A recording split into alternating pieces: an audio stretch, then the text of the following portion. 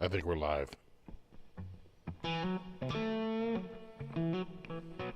What's up, Ben? Joe? Guitar 1952, John Doe, Yeti, Motzi, Michael, Ferd, Papa Blue.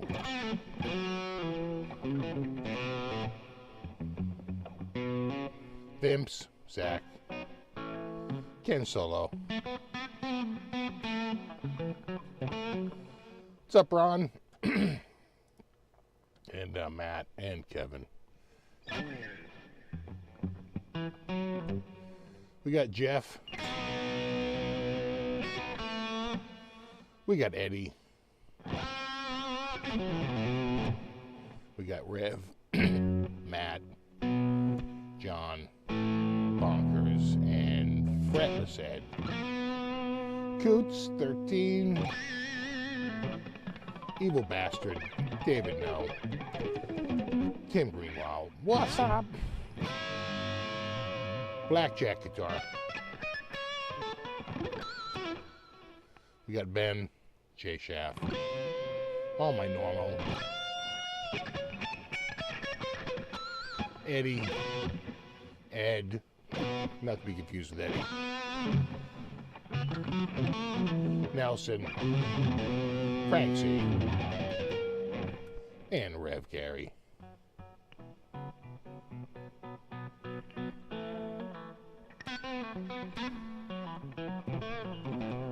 What's up, Christopher? Jeffrey, Strat Tom, what's up, buddy? The Shape, Patrick, Steve, Vince, the other Ben, Chris, the other Chris. And of course, guitar, 1952.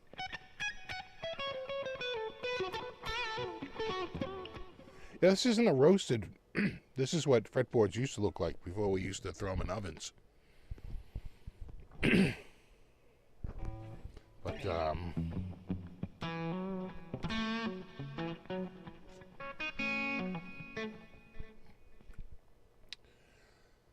Papa Blue, have you thought about making a boat out of your trailer? We dodged the bullet. You know, we've had a lot of rain recently.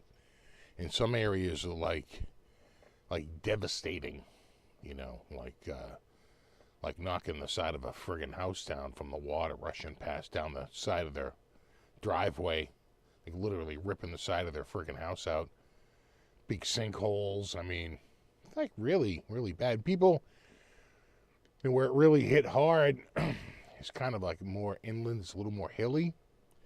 So it's fine if you're at the top of the hill, but if you're in the bottom of the hill, you're in big trouble. And a lot of people got flooded out.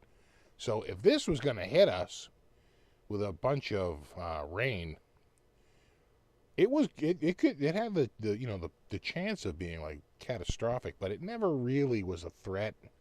It never at any time. They kept saying, well, it's sort of inching closer, but it's still sort of far enough out. The only place that really got a lot of rain was the Cape, like the farthest part, like out.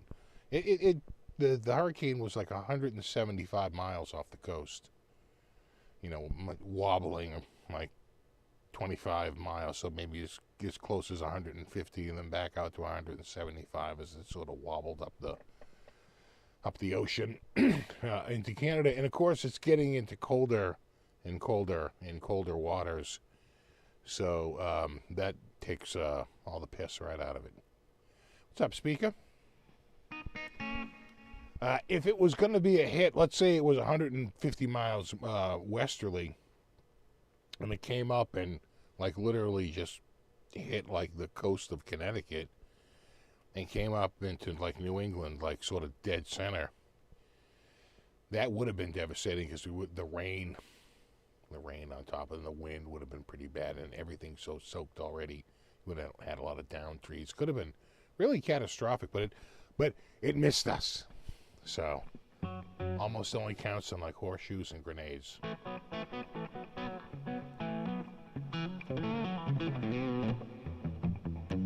So we were, really, really happy. It was blustery out there today. Had the winds a whipping up, but in terms of rain, I think we had a tenth of an inch. No, kind of just the outer spray from this thing. But I think if you were the farthest out towards the ocean, like at the tip of the Cape, or maybe like the island of Nantucket, they had like an inch to 2 inches of rain. Well, but it's not, if it hit us dead on, it's more like 8 inches of rain. That would have been devastating. It's devastating. Basement is still dry since the last time I changed the pump to this new pump. It was kind of tested once and passed with flying colors. So we will see if this lasts. But so far, we did have one pretty heavy rain night. And I thought we were going to flood. And it was pumping like pretty friggin' steady. But it never did come up over the concrete. And again, this new pump is like literally shorter.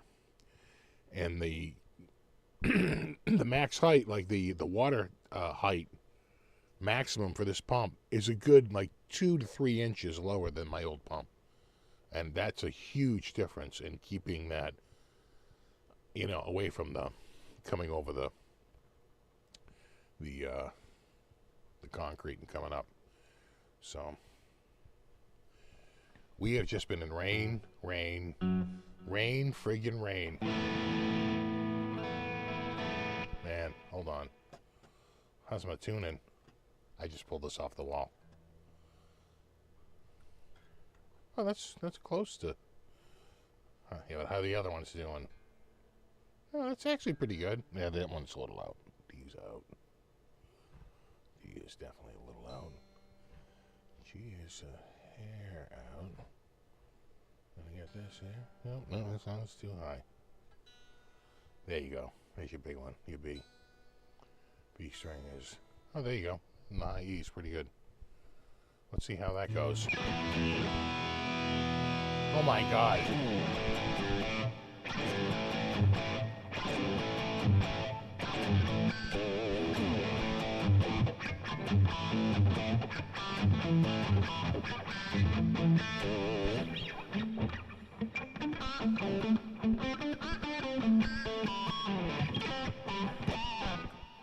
All right.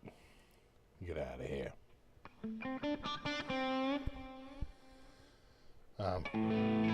Here we go.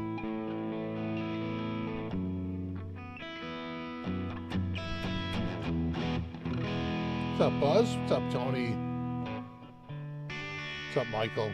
BC Rich, Dwight Bailey. Can't play the rain song. What's up, Mike? The rain song, I used to say, God, this is like the world's hardest song. Until you find out it's like an alternate tuning. And it's like the world's easiest song. It's like 2 notes. And I'm like, oh, my, of course. Of course. I'm sitting here like trying to get this stupid. How does he do it? Oh, my God, the world's most complex chords. Like, no, it's an open tuning. And he's, oh, my God. That shouldn't be allowed. I remember like a bunch of times going, alternate tunings. Oh, Jesus. What's up, Nick?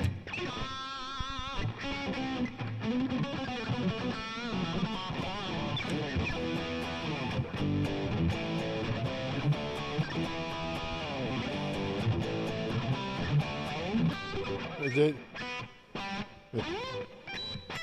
Yeah, E, right?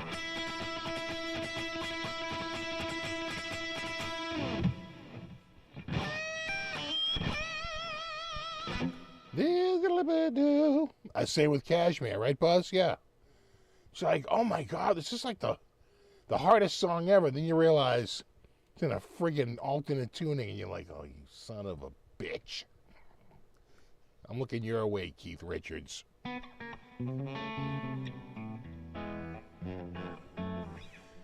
I know Halloween's coming. I don't know, man. We've been busy. We'll get into it, but we've been between dodging friggin' rainstorms and I know exactly. You're like, how the frick is he fretting like that? You know, you're imagining like, you know, oh yeah, it's a super secret, bro. You'll never figure it out. I'm like, yeah, apparently, because I'm not figuring this out. Tuning it. I'm like, oh.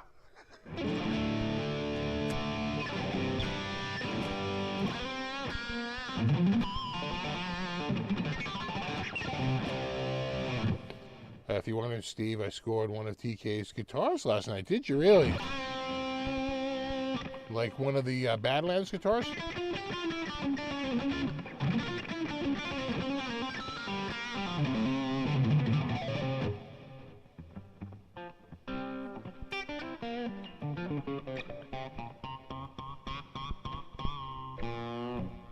You know, I like this guitar. I should get a, this is a standard. I should find a special. Got to get the right color, though. That's very important. Tone is in the paint job. Never forget that. Got my 82 SG back from the luthier. 125 bucks for stainless steel frets. Nice. That's actually a really good price. Wife won't let me sell our cars to get Aerosmith tickets. You know what? I'm with her. How would you get there?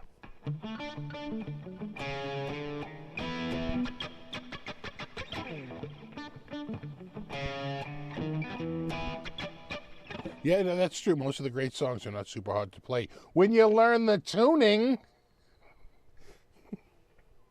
Thank you. Thank you.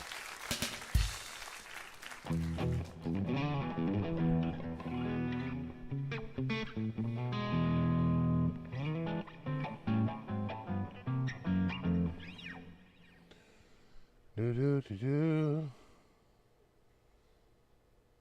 Really can't solo, but you can riff nicely in those open tunings. Yeah. Well, the thing is you get the open string stuff, right? When you do that, then you can really the working those open, which is what the Rain song is, right? That's all the Rain song is. It's like you're like, I'm hearing a lot of freaking open strings here. That's how I figured out that Ozzy song was in a drop D. I mean, the whole friggin' guitar in D. I was like, this is weird. Those sound like open strings. They were open strings. I see the what's up with that. It's just a simple Ferrari red.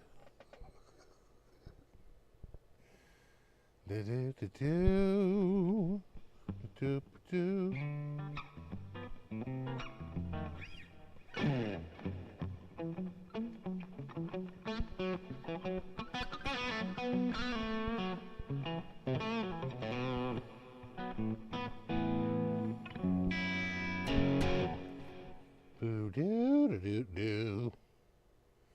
Steve, Safe Heaven Music in New York has a great selection of EVH gear, yeah?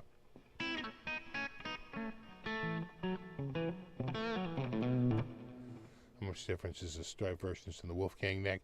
You know, I don't know. That's a good question. I would think the shape, this feels smaller, I think. I feel like that those striped ones might be a little round, a little closer to the Charvel.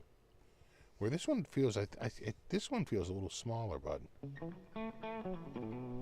every time I play this guitar, I'm like, I kind of like this one.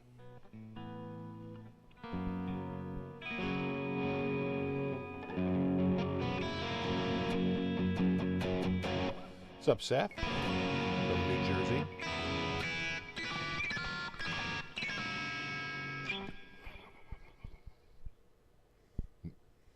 Music.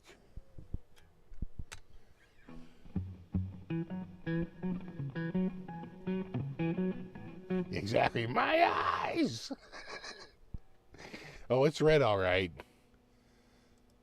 Warning. Warning. Friggin' red alert.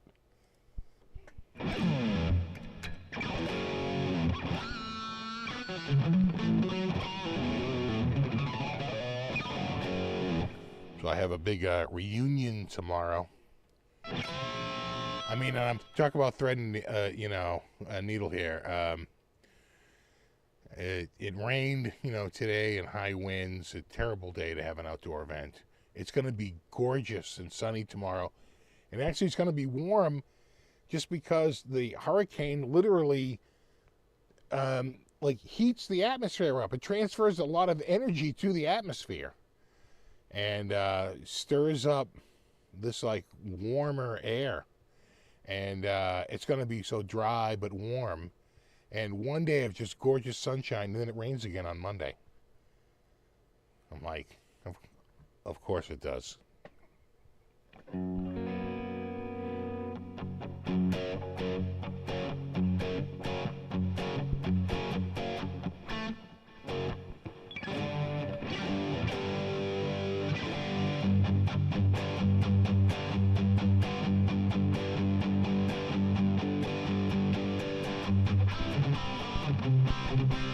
What amper software are you using for an amp? I am using THU, and I'm using my standard. It's the Wingway. It's the Wingway Marshall.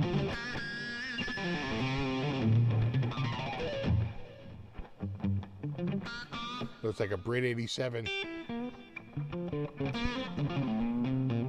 It's got the Yngwie Malmsteen. What is that? The YJM 808 or something.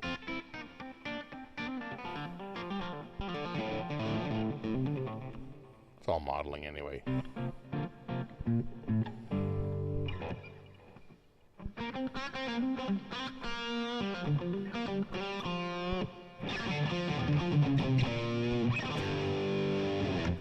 Choo-choo. What are other things you are running? The EVH, so it's like the EVH goes into the Focusrite, and the Focusrite's connected to the input. The input's connected to a legacy octaver, which is turned off, but we could turn it on.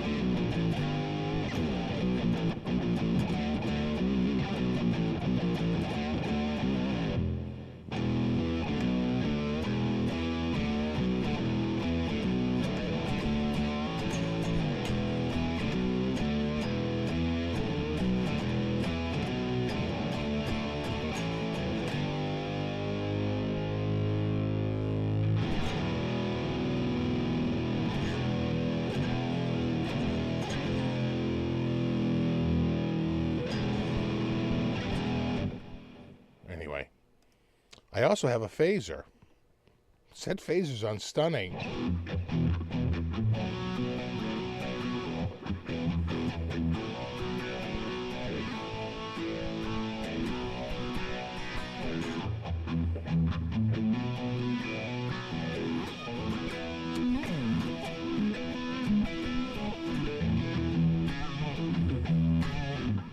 Anyway, and I have another one, a stone phaser. It's similar but different, especially when you crank the color up.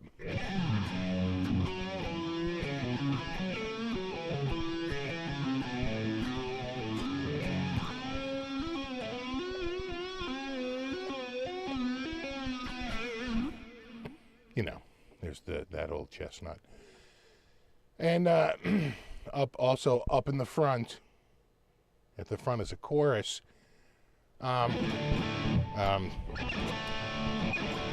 That's the chorus on. That's the chorus off.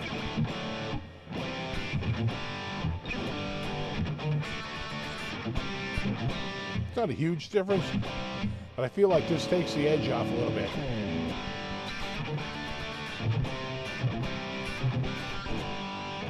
So the effect is set very slightly. Just a wee bit, right? Let's not go nuts. I was checking out the new guitar rig. The one thing they do too much is like a lot of their patches are just like the spaceship from hell. It's like they just get so tight. Can we just play like regular friggin' amps? And then that goes into the rig. That's the Brit 87 with the DOD YJM 308 with the Brit 2x12 with, of course, G12 T75 speakers in the SM57 mic with matching cab. And after that, we have a digital delay and a digital reverb. The digital delay is set to 14.8% effect, and the reverb is set to 24.6% out of 100. Though I think once you get past 50, you're more, right? Don't you cross over where you're more effect than the original signal? So it really maxes out at like 50. If you think about it, then it kind of changes into a different effect when you're less than the actual effect itself. All right, and that was my effects chain.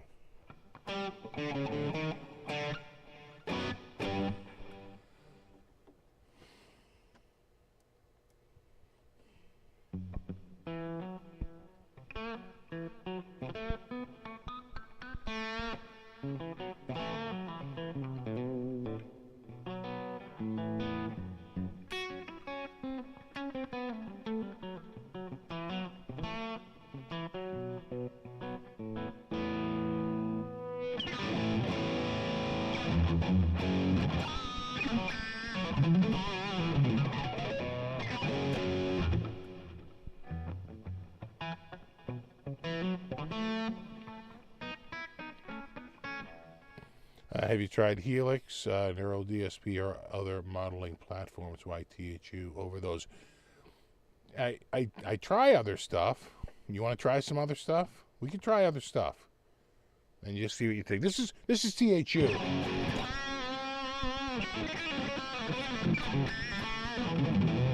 That's just one patch. It's got a lot of patches. That's that.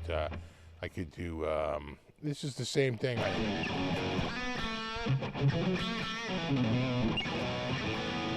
Obviously, a different environment, and it's actually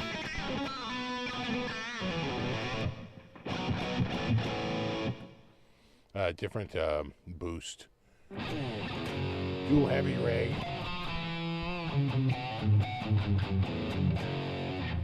And then behave lead.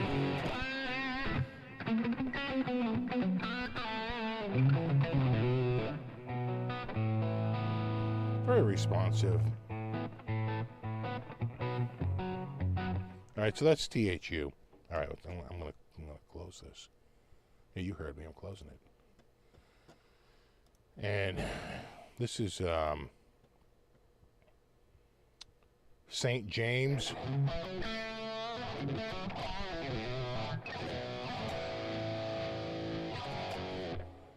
That's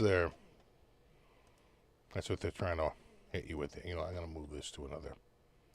Can I move this? Jesus. Can I scale this? Is there a scale? No. Where is it? Nope.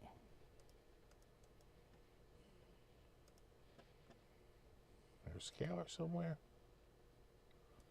No. Huh. That's odd. I want to scale it down to this window over here. No. No, it doesn't play by Windows rules. Oh, that's unfortunate. Hold on. All right. That can be over there. Let me move my window back over here. Check.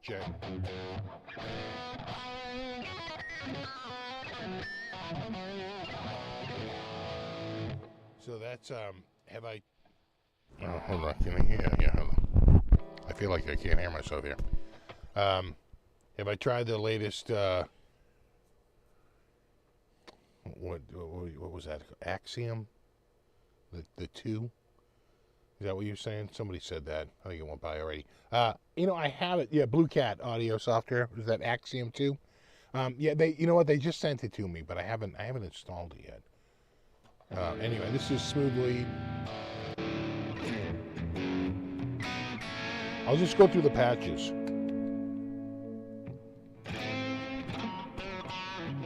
It's called Spaced Out.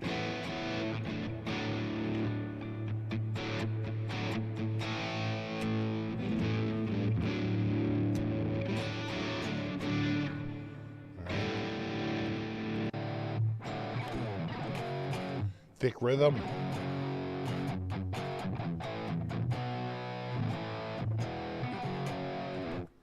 Again, this is St. James by Black Star.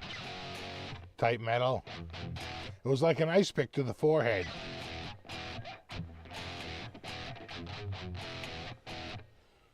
Take an ice pick to the forehead. Why? I mean, really? Yeah, that's my fucking tone. Out of ideas, man. Are we out of ideas? That's actually not bad.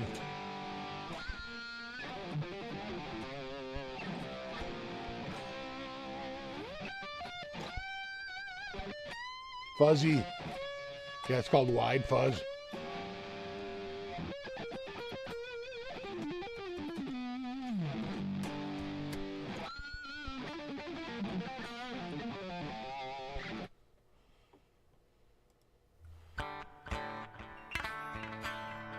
It's an acoustic simulator.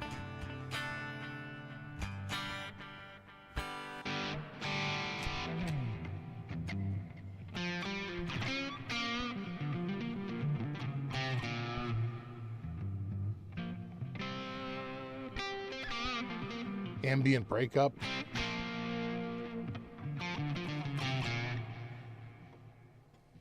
Hold on. There you go.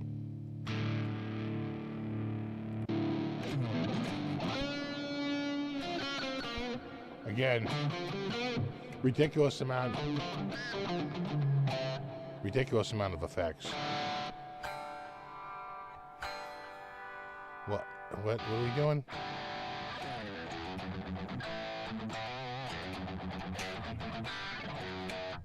Yeah.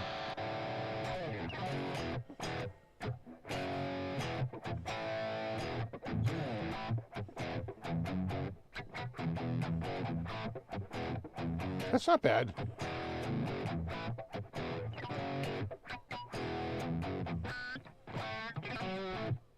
You know what? That's actually not bad, right? I have no complaints.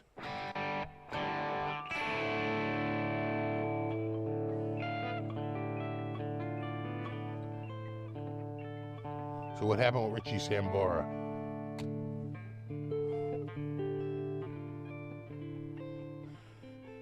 Did he have a rig rundown with Premier Guitar? Did he do something with Premier Guitar and they pulled the video? Because he was a little inebriated.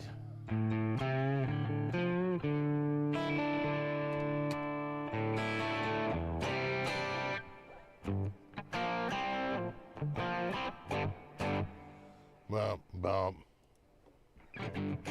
That's the default.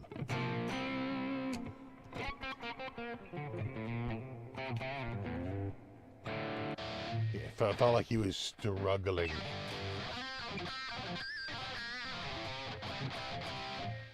Again, I mean, you can find, trust me, you can find bad sounds in THU. The thing is, I can also find good ones. Right? I've found a couple so far, but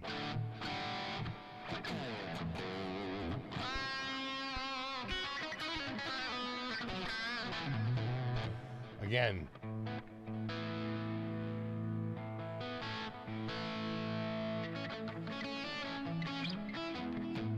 I mean, it's not a bad sound, it's just, it's like a little over the top.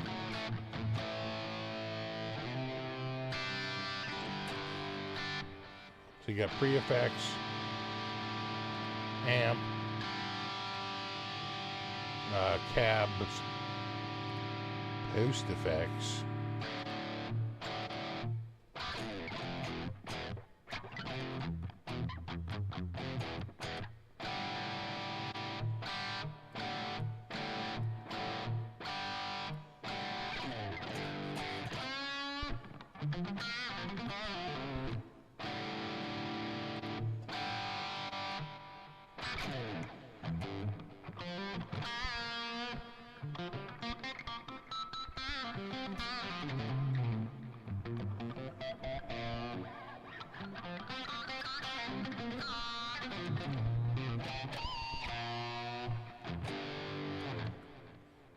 Hey, what do you think? I'm going back to the comments here. Let's get a. Hold on. I think it's time. I think it's time for a vote. It's asking me to engage with my audience. Engage.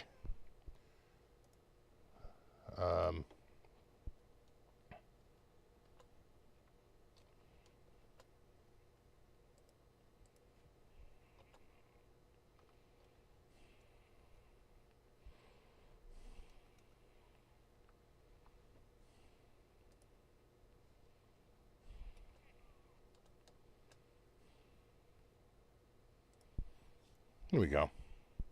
We're going to start a poll. What do you think about the St. James? What are our thoughts?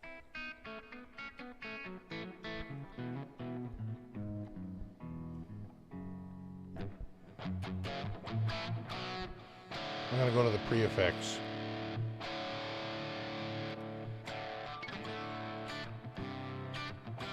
We have a chorus.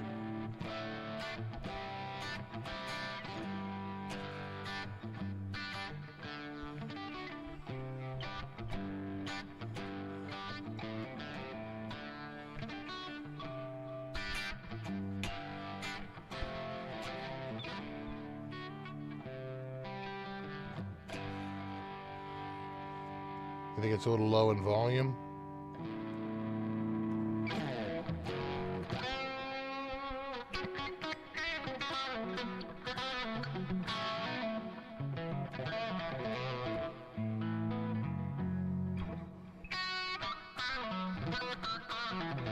This is the St. James by our friends at Black Star.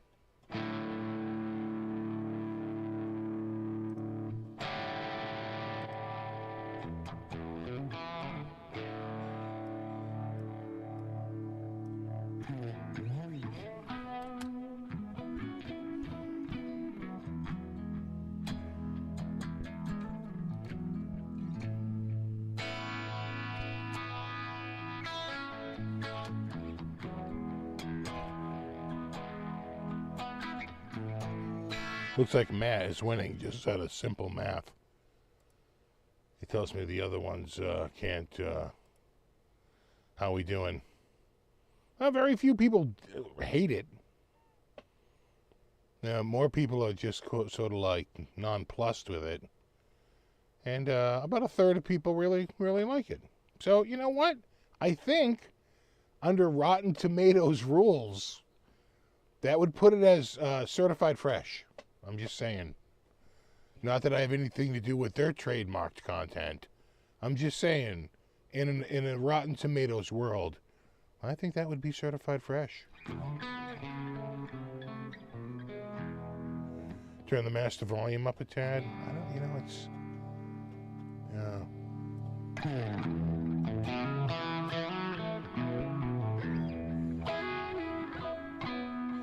Daddy, you're a fool to cry.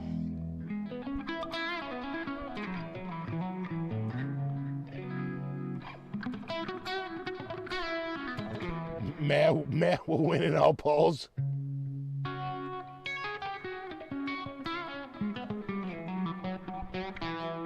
Well, you know what? Louder is perceived as better very often. So was it at a disadvantage just because it wasn't as loud? Hold on, I have to make sure I'm not covering my...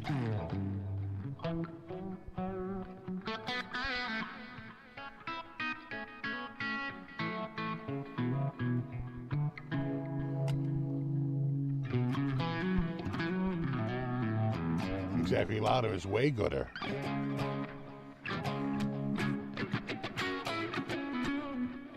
Speaker, you gonna show up tomorrow? You should come by, man. We're doing the we got Doritos.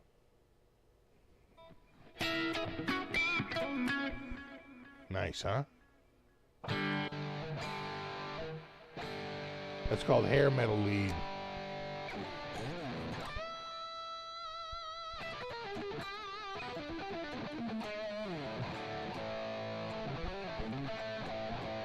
It's like you can't control the master output.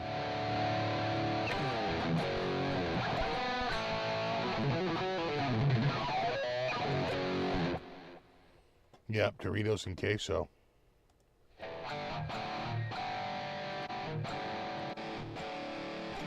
Harry Overdrive.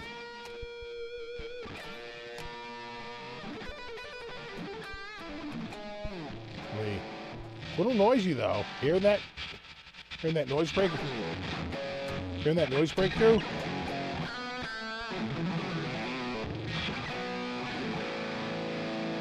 A little bit.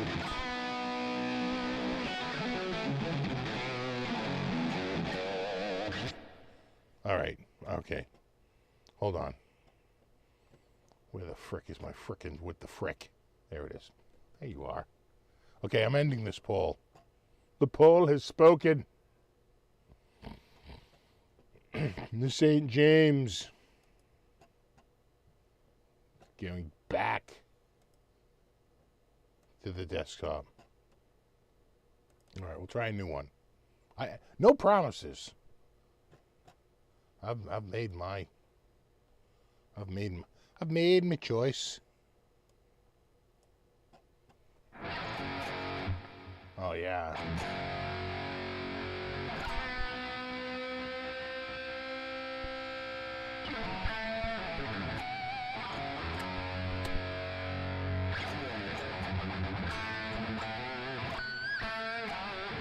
That's what you think about when you think of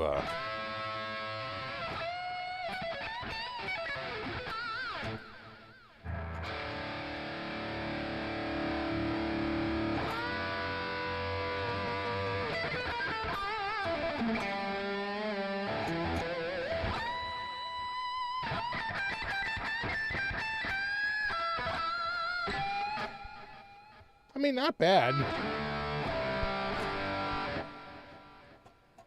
Hold on. I gotta get my comments back. This is not the St. James. St. James has been closed. This is something new.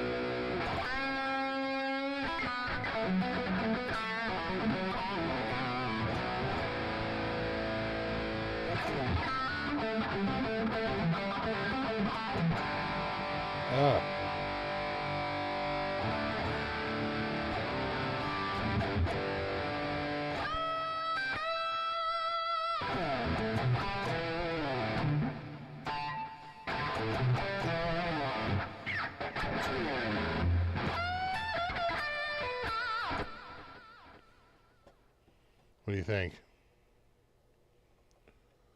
That's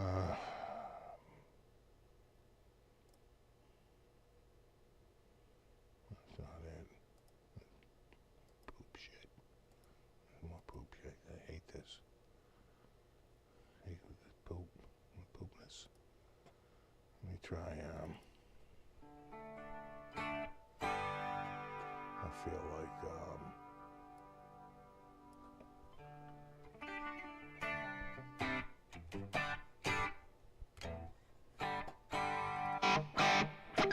what a huge difference in volume between patches. I hate that.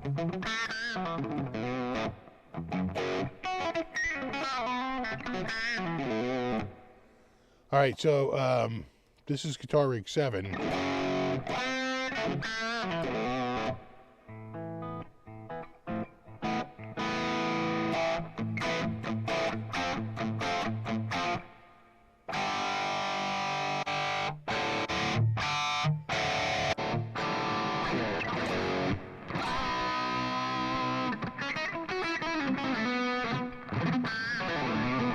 This is the Van 51.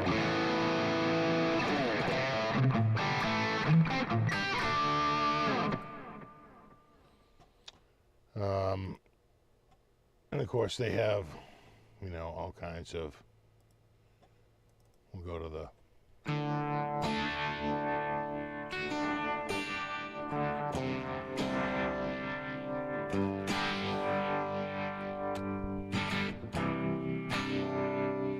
kind of muffled, huh?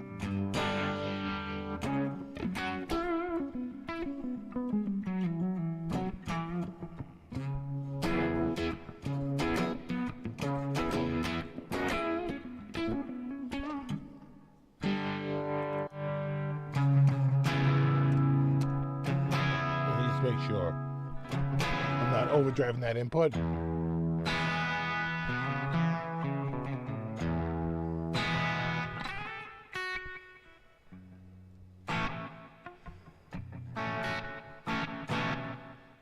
Bring the bass down. Oh my God.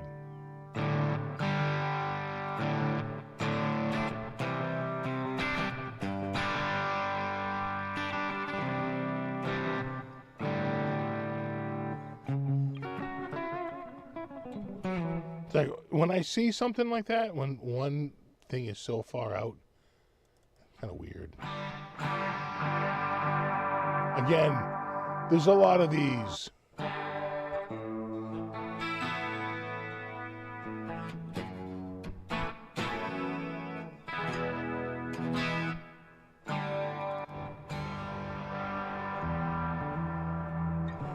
They're the king of useless patches. It's like all ambient bullshit. There's a good one. At least it's straight ahead, you know.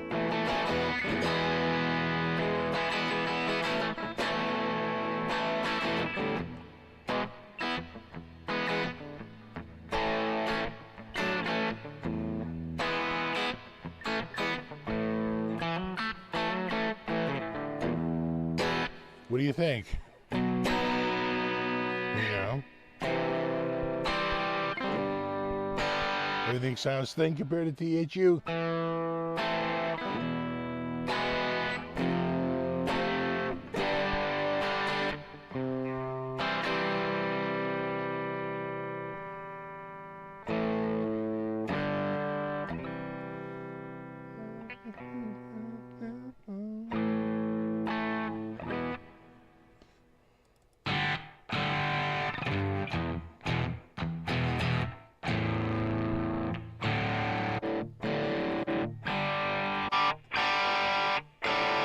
Tell me when we get a good one.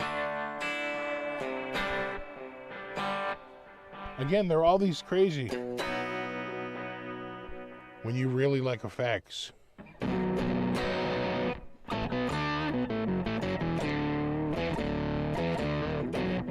That does not sound good. It's like a fart. I mean, we heard the octave on the THU.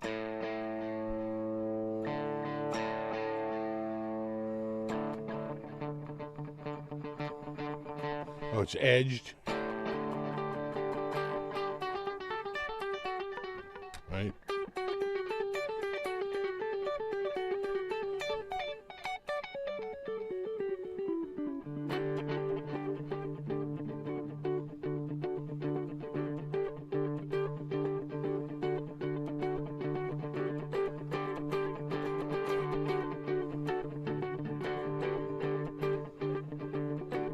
I mean, it sounds good, but it doesn't sound like anything I couldn't get out of THU.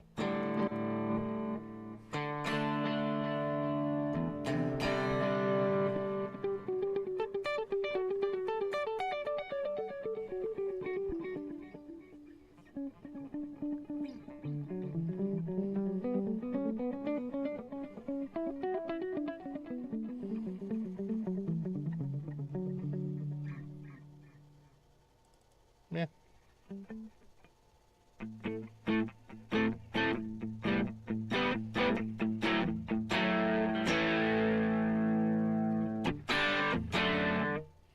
So what would pick an amp? You seen these amps? AC box. Don't forget the bass ones. Chicago, Citrus, Coolplex, Fire Breather, Fire Seeker.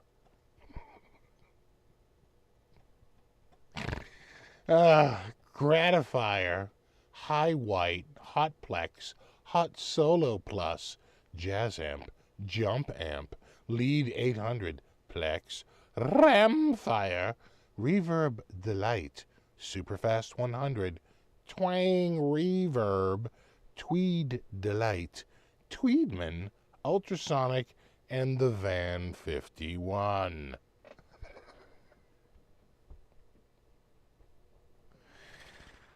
Yeah, you're right, Ed. The only correct answer is ram fire.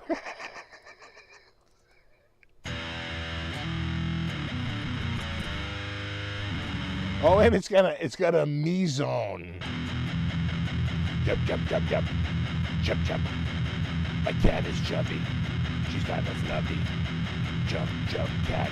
Chubby, chubby, cat, chubby, cat, cat, cat, chubby, chubby, chubby, cat. I gotta say it works.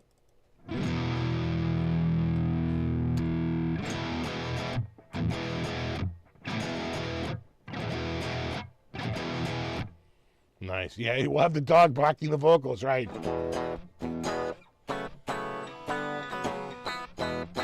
Not much going on there.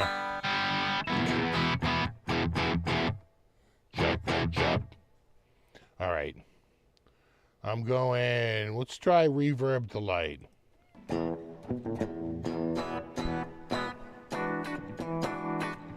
Well, it's got one thing. Reverb.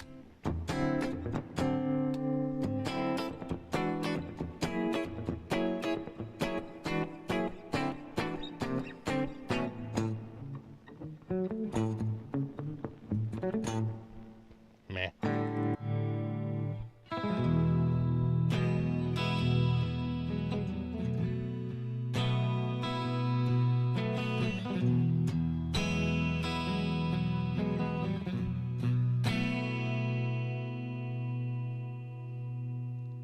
Chub cat is my little dub cat.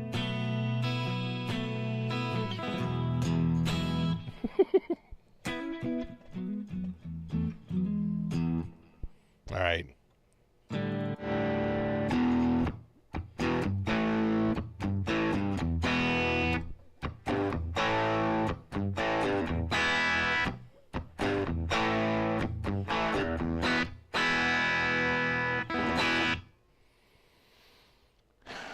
There's a lot. Lo-fi. No. Yeah. Yes. Yes. You know, I dropped 7,500 on this custom PRS to sound like that.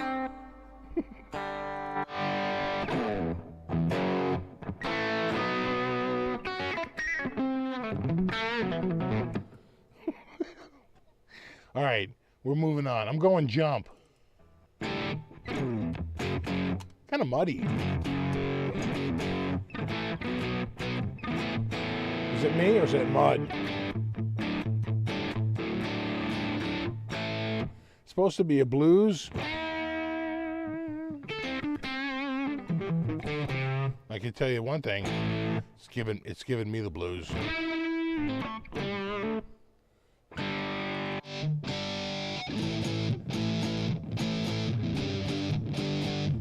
Smashing jump. Because it does sound a little bit like Smashing Pumpkins. It kind of does sound like Smashing Pumpkins a little bit. I'll give it that.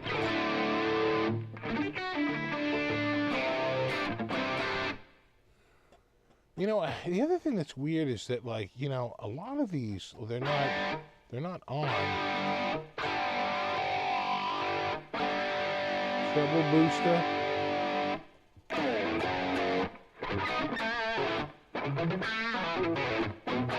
Oh, it's for the ensemble, but it sounds mono. What? So I turn this effect off, and I get what's that? A friggin' 10 dB gain?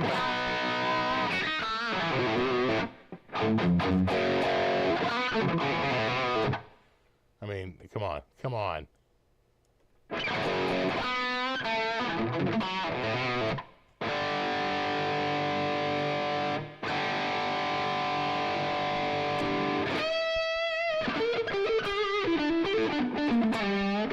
Do I have to fix all your patches?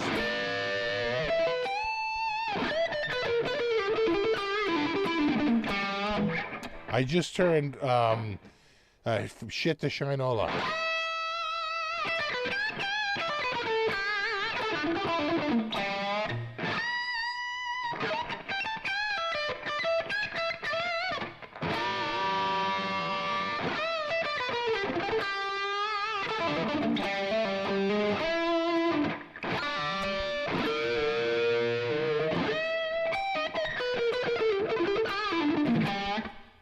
Anyway, we'll try the jazz amp. Jazz amp. Jazz amp. 'Cause it's jazzy. We're playing a jazz amp. 'Cause it's jazzy.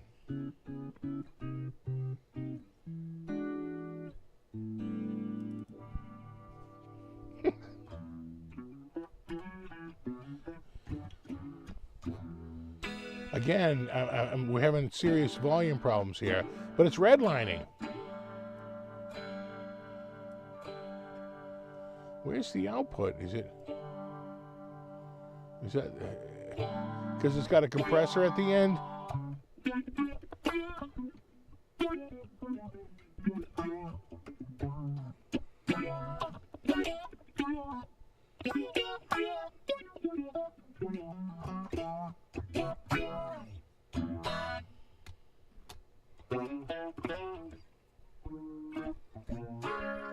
Yeah, it sounds really jazzy.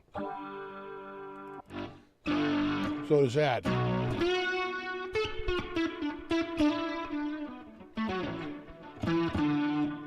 Yeah, when I think of jazz, that's the tone I think of.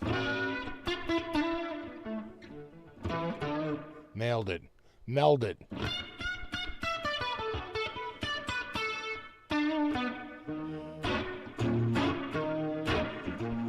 Nice.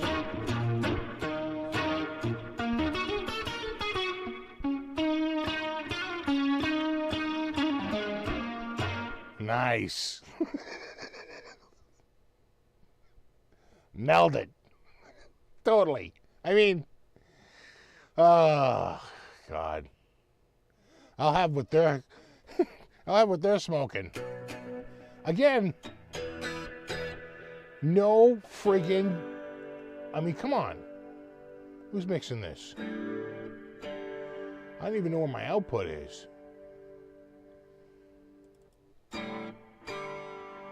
Way low in the output. Where is it? Verb, echo, God.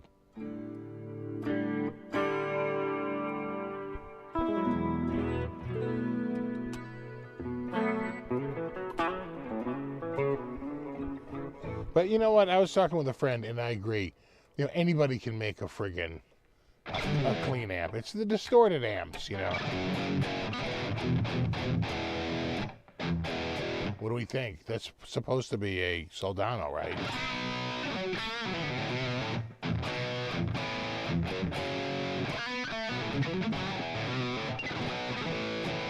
Who's winning, St. James or Guitar Rig 7?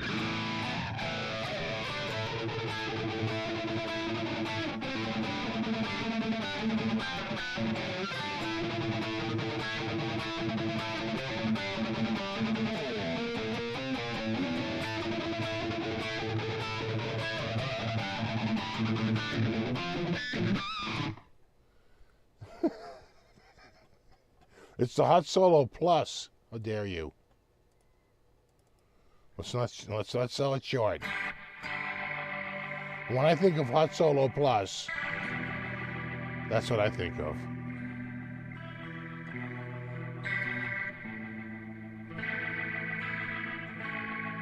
Yep. Nailed it. Dry oatmeal. This next one's called Dry Oatmeal.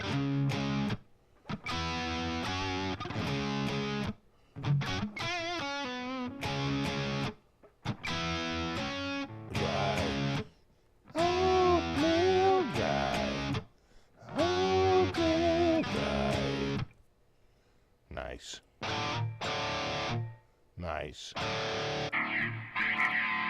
It's either no effects or every effect they have.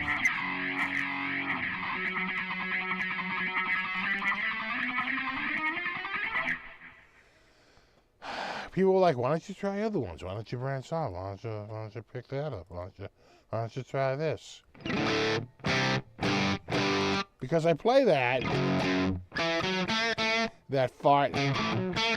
That I want to kill myself with this tongue. And I go, no, no, no. I get rid of it. And I usually, you know, I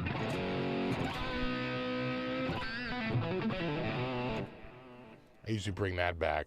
And I go, oh, thank God. It was all just a terrible dream. No, let's never speak of it again.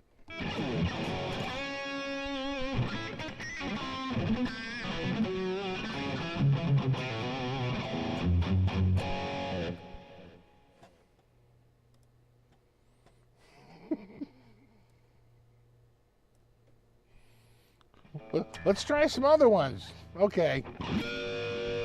How'd that work out? Exactly. Uninstall. It's the equivalent of a drain pour. You know what I'm talking about.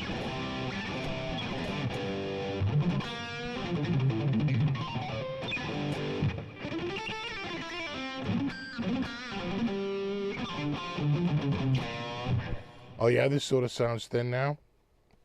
Interesting. You know, it is. It is all relative. It's all like, but again, that's my one. But then I could go to like one of these down here, you know, and they get a little bit thicker. Some of them are like the DS. Oh no, THU, what happened? I do like Behave Lead.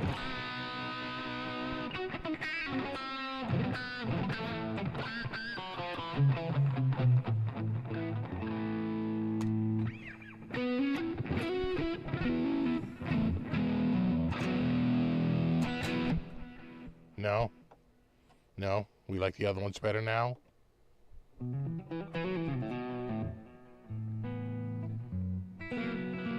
Oh no.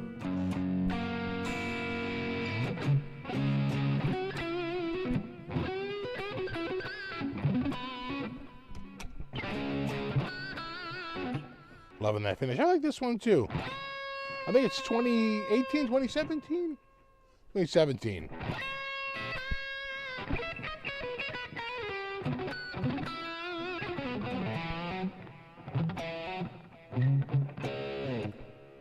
All right, I'm gonna go back to my normal Patchola. That's Behave Lead, which I like a lot. Oh, Behave Lead? Yeah. As a matter of fact. That's my standard right there.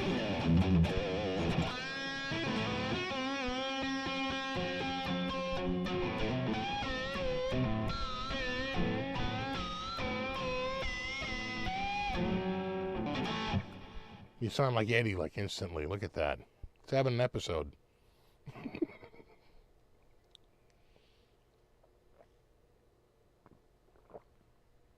God, I've like barely drunk my coffee. So, lot going on this week. As you may have heard, I have my big reunion tomorrow with the music store dudes. And, you know, that's part of the reason why I had to clear a lot of the brush out of the backyard, which has been replaced with a lot of debris. A lot of debris. Because my porch on the back of my house has been rotting and pretty bad for a while, and I had to change it 5 years ago. 5 years ago. All right, just do the math on that. So let me see if I can find I'm going to show you what's going on here. It's pretty bad. It was bad. It's better now, but it was pretty bad. It's like wicked bad. Oh, that's right. I took a picture of this for the party tomorrow. I got some Paulana, the Best of Munich variety pack. And it's quite nice. It has the Hefeweizen, the Munich Lager, the Oktoberfest Marzen, and of course, the Double Bock. So, it's gonna be awesome, as one guy once said before he was fired. It's gonna be awesome. All right, now you have to keep in mind when you look at this that it has rained like non-friggin' stop. I think Hefeweizen is a Weiss beer, right? That's a wheat beer, right? Hefeweizen.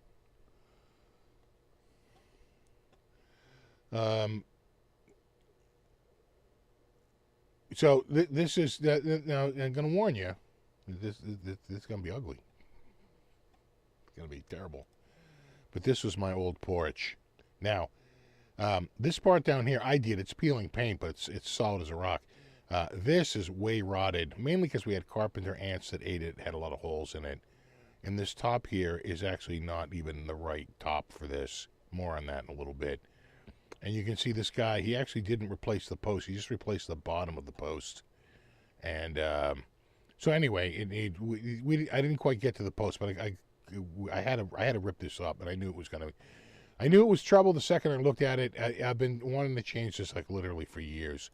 And I said, you know what, I'm going to do it. So, oh yeah, anybody see the Jets game?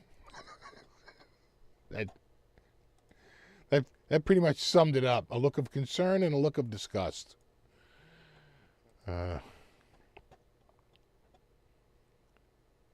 So I started to rip it apart. The old rip. Give it the old ripper. And, of course, the joists were real bad. Not this outer joist. This outer joist was rock solid. I had trouble pulling these nails out. But this joist, and this joist were rotted. This one in here is perfectly fine. Again, had trouble pulling the nails out. Solid as a rock. So, gotta, and this whole front part gotta get ripped out, too. So, I do that. Hold on. And I think, hold on, let me get the right pick here. Yeah. So I go to the I run down, I get there's the 3 joists at the bottom. These are the treads up here, and that is the fascia board right there. And it's all pressure treated. All ready to go. And there's the first couple of joists going in. Look at you, bubble boy. Nice. Nice. Nice. And there's the other third joist going in. And Bobby was a huge friggin' help with this. Because, you can tap them in and have them hold up, but it's so much easier to have a second set of eyes looking at it. So we got the 3 joists in. That was good. This was rotted down here in this corner. And this looks rotted here, but then when I started jabbing it with a screwdriver, I realized it was just kind of like fungus on the top. But there's a solution that you can pour in here, and it actually makes it rock solid. You can drill it, and you can actually fill it if you want, but it's unnecessary because there's a second framing out here. And with all this other stuff being pretty good, it wasn't a problem. But continue to rip it out. You can see there's like a little bit more going out there. And I'm putting the new board in. Now you can see that the cut is really for this board. And this one isn't the right cut. It's like water getting in there because whoever put this last porch in, that's not the correct cut for this porch. Didn't do it.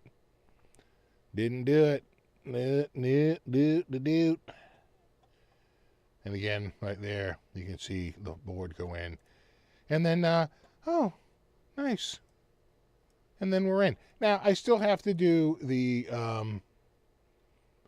I'm probably going to do these posts, at some point. And just replace this whole thing. There's a roof up there, so, You gotta get that roof up there and pull these down and rip those up. But, you know, one thing at a time. What you don't see what's going on in here is that this is an old brick porch. All right. And the guy just literally left the bricks up in here. So for me to pull this staircase out and pull these bricks out, first of all, you have to find a place to get rid of the goddamn bricks, and I really don't have one. And I'd have to jackhammer a lot of the bricks out. And so I just, you know, it's like I'm sort of stuck with this friggin' system here.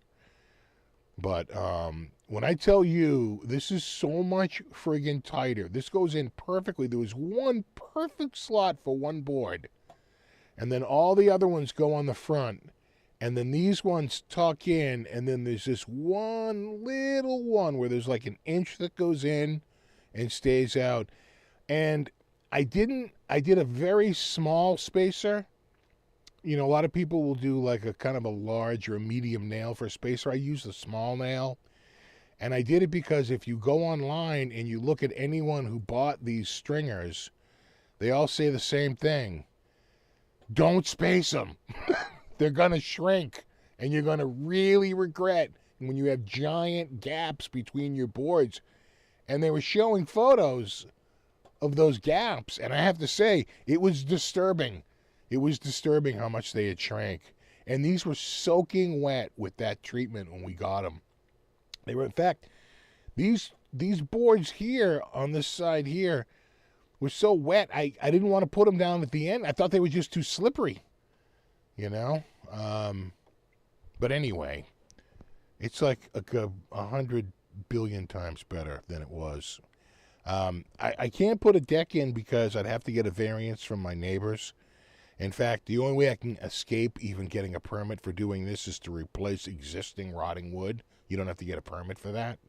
But if I was to like tear this down and like do a whole new one, I probably have to go get a permit and have like a building contractor sign off on it, which would be a big pain in the ass. If you just leave it and replace rotted boards, you're fine. So I just stuck with that.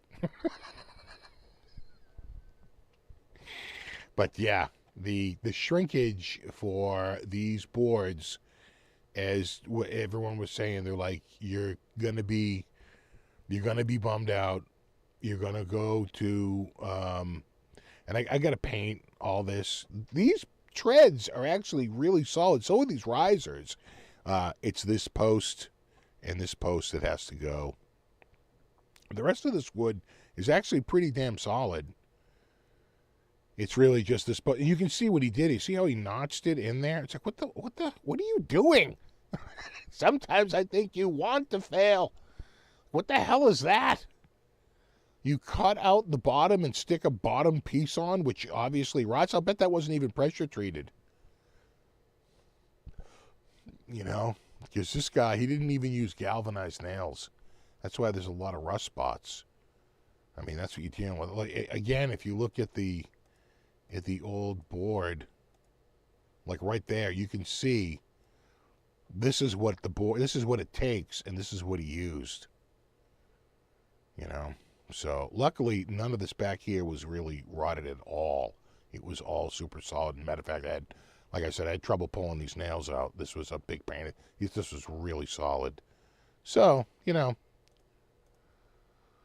we're getting there.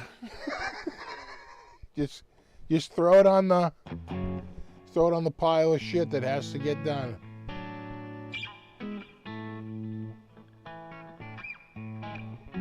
But I was pretty happy with the way it came out. And let me tell you, it's friggin' solid as a rock with those new joists in there. Solid as a friggin' rock.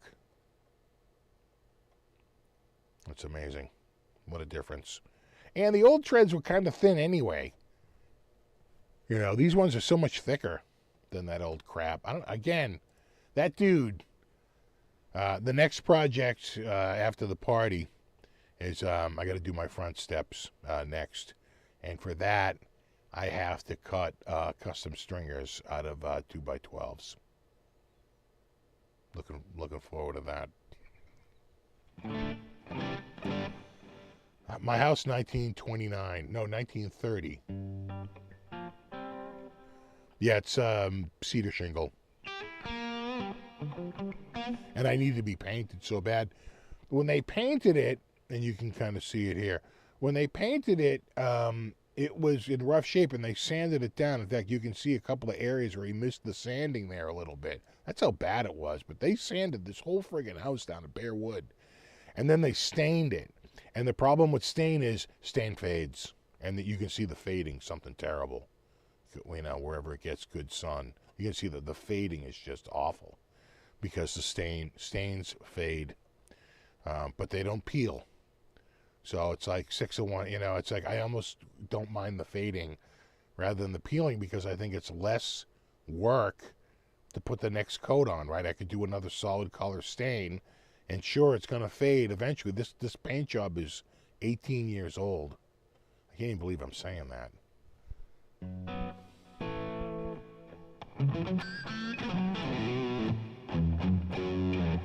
Blueberry burst the deck, yeah.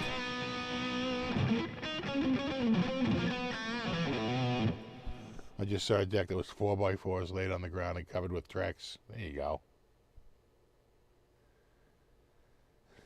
You like that? Pretty good work, huh? Not bad.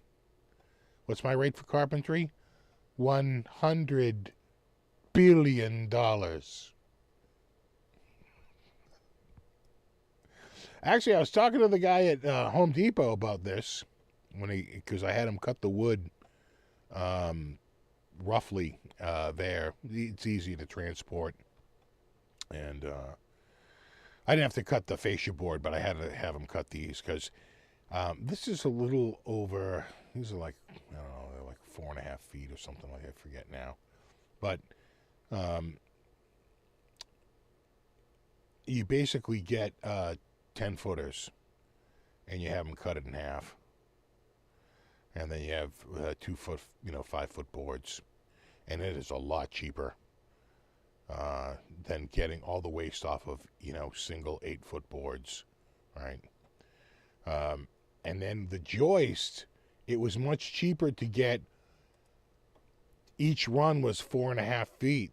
So I got a single again, the waist. I got a single 16-foot joist, which was solid and heavy. And he cut that into thirds, so 5 feet, 4 inches per cut. And then it was just a matter of laser measuring the distance and whacking it in, and then hitting it with the nail gun. I usually fix it. Yeah, you can can you see it there? Not really. Yeah, right there. You fix it in. I find it's good to stabilize it with my very large brad nailer. You can see the brad nails in there, and then take out the big boy and let it rip. Unfortunately, this one a little too close to the corner, but we threw some more in. Pew pew pew pew pew. That big boy has got a kick. It's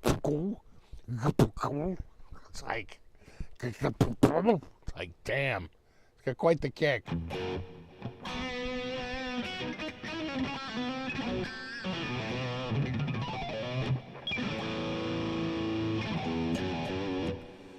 Did you use the same stuff that you used on the trailer for which part? No, this is different boards. Hold on, let me get a close-up shot here. Yeah, there you go.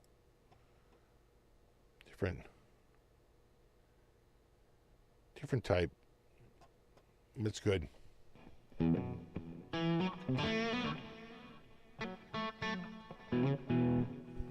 And you don't really nail on the trailer. The trailer's all screws and bolts, right? It's all like different type of fastener. Now, you know what, Eddie? We thought about joist hangers. To be honest, I'm a little old school. It's like, whatevs, brah. It's fine. We thought about, I had joist hangers for, I want to say 2x4. Could have been a 2x6. I think it was just a 2x4. And we could have done that. But I think it's infinitely easier to, like, cut the piece and tap it in, and then just take the hammer and it's a little tappa up, and a tappa down, a little tappa here, tappa there, and the next thing you know, you're, because we are like spot on there at these edges, like right on this front too. I mean, perfect. So, there's something to be said by just, throwing friggin' hangers in there, joist hangers. It's like, feels like a burden coupled with a hassle.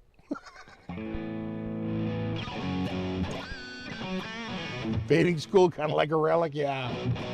I keep telling myself that, but like a little tap, a taparoo. Yeah, plus we used the square. God, we kept using that friggin' square. I have both the T-square and the triangle. We use both quite a bit. All right, come on, bud. Time to, what are you doing there? What are we doing? Come on. Time to move it. You got to move it, buddy. What do you think of the new back porch?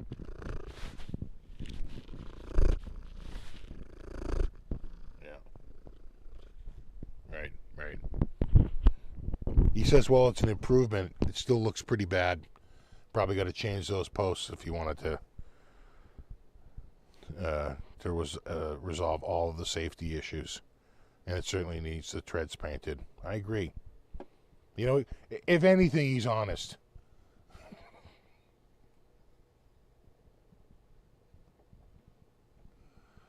All right, bud. Okay. All right, bud. We gotta go, bud. Yeah. You bother me, kid. Yeah, run along, you bother me.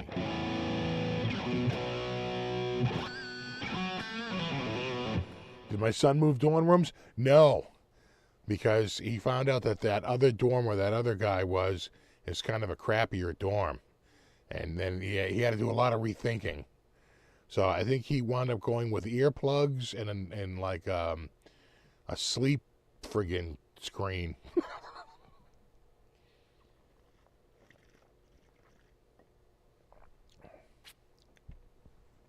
I know. Friggin' buddy.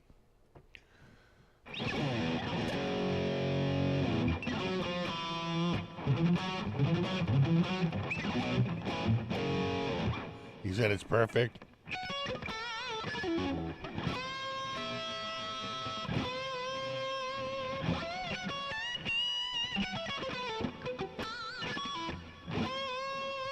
I got a little talk back from the cat. Yeah, he does that.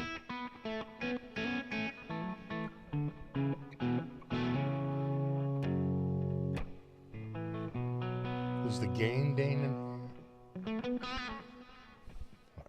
He might not be. He's in Europe, so it's very late. The game Dane. He's a pretty regular guy. I saw one of his videos this week. I think he got a Squire.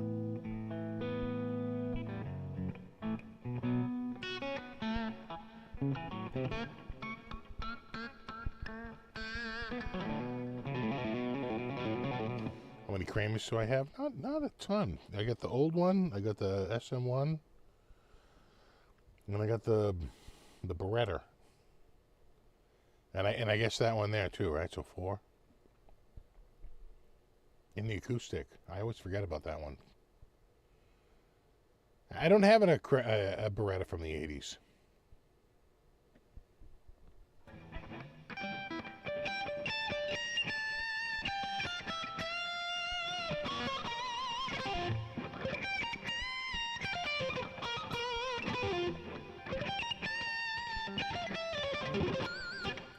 Tell him how to fix his roommate's computer.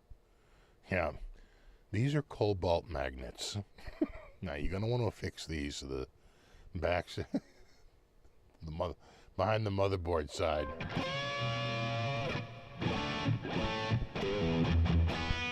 Planning to play some music tomorrow at the party. I don't think so. I thought about breaking a.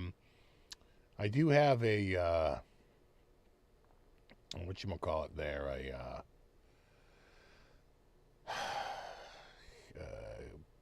Katana 100 that I could, that I could break out, a couple of guitars, but I don't know, my neighbors would be too cool on it. And, there's always, one dude who just wants to play all the time, and it gets annoying.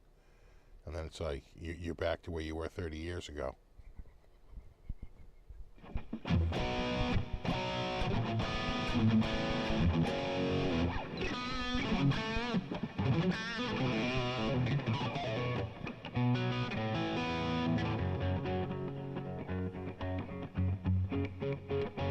The band Riot? I don't remember them. Quiet Riot, sure, but Riot, just, no, I don't think so. That coffee is good. The hell? What the frick? The frick and the frick. There we go. So anyway, the back porch is at least mostly done on the platform, and just gonna paint the stairs, and then I will change those posts. They gotta go. They're just an accident waiting to happen. What's the green guitar? That's an Eert guitar, which is probably the nicest of all the budget guitar brands out there. I really like them. I really like Eert. Always been, always felt like the greatest attention to detail, and I kind of like the knobs. And I think it's a roasted maple neck, but it's a very lightly roasted. I'm pretty sure that's roasted maple.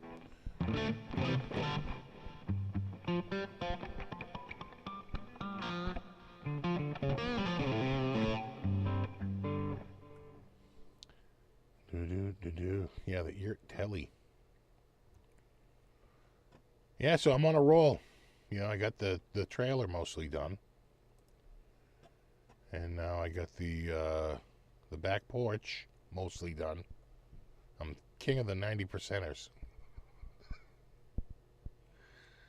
Oh yeah, get another shot of that.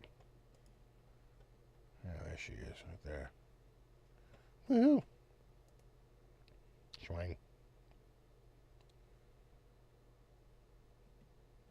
Luckily, I didn't need this for the wood the other day. I did if I didn't want to have them cut it there, but I actually did want them to cut it there. It's so much easier to just to have them cut it right there.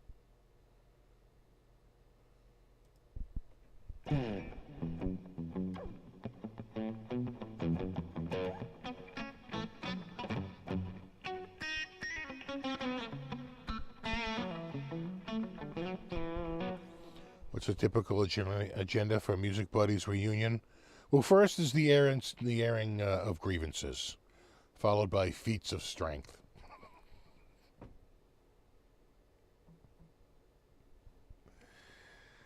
Oh, Buddy Cat's. There's a reason why he's called Buddy Cat, because Buddy Cat's a buddy cat.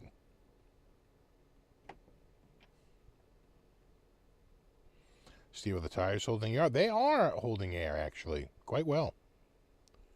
I want to put new tires on, but they, they were like $58, but then they shot up to $78, but now they're back down to like $72, and I have a feeling that they'll get back down to the $58 again. Let's give it a little bit. Yeah, exactly. The consumption of alcohol. We got some barbecue. And I got a queso dip. You like queso? You like dip? You like queso dip? You got queso dip.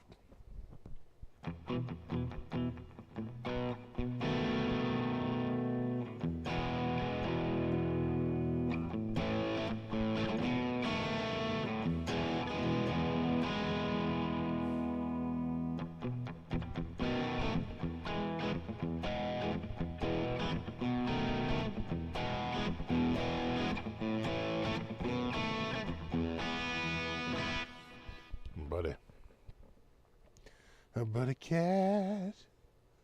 Here's my buddy cat. Yeah, we're going to do the barbecue. Going to do a little bit of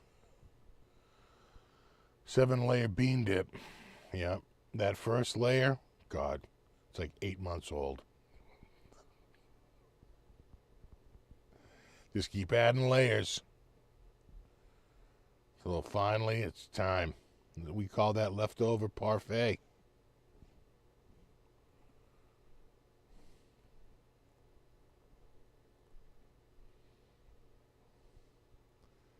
So my wife had to buy a bottle of wine because I think one of the guys is going to bring his wife. She goes, we're not drinking beer. She goes, I'll get a bottle of wine. All right.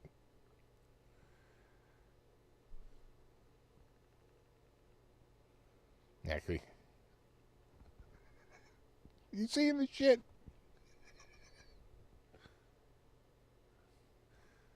So we found out Cutie here, she's a tuxedo. She's a gray tuxedo. Yeah, with the boots. And she's a little chonky.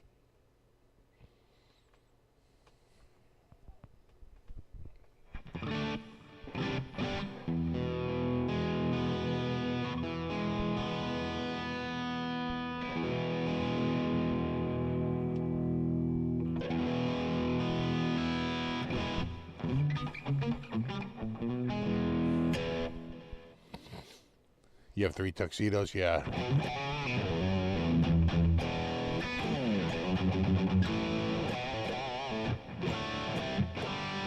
Yeah, just one bottle. I think we're only looking at about a dozen people. Tops.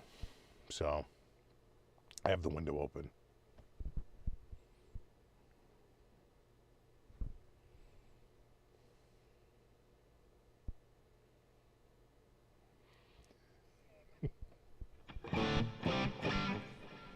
So I'm thinking we're doing an onion dip.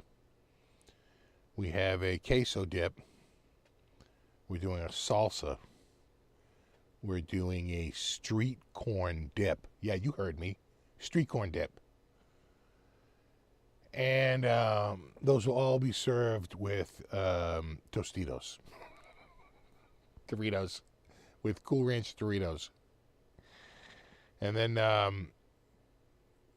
we're doing, there's a local place that does chicken salad that everybody loves. So, of course, you got to do the chicken salad from that place. And they make a spicy chicken salad, so we got that too. And, of course, you got to get the little diced pickles and the finger rolls. It's a whole thing.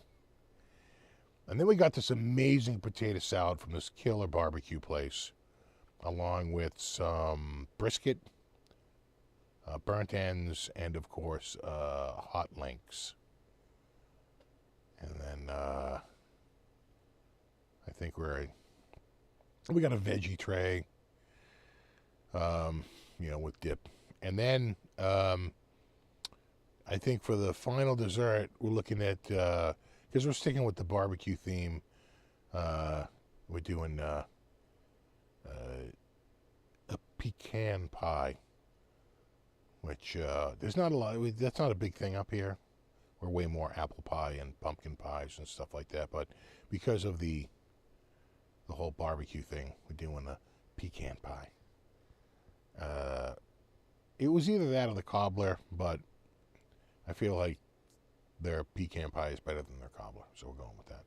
And then probably we'll do an apple pie from maybe Costco or something like that. And that's it. And then get out of here. Get out of here. It's pecan. It's pecan. It's a pecan con. That's I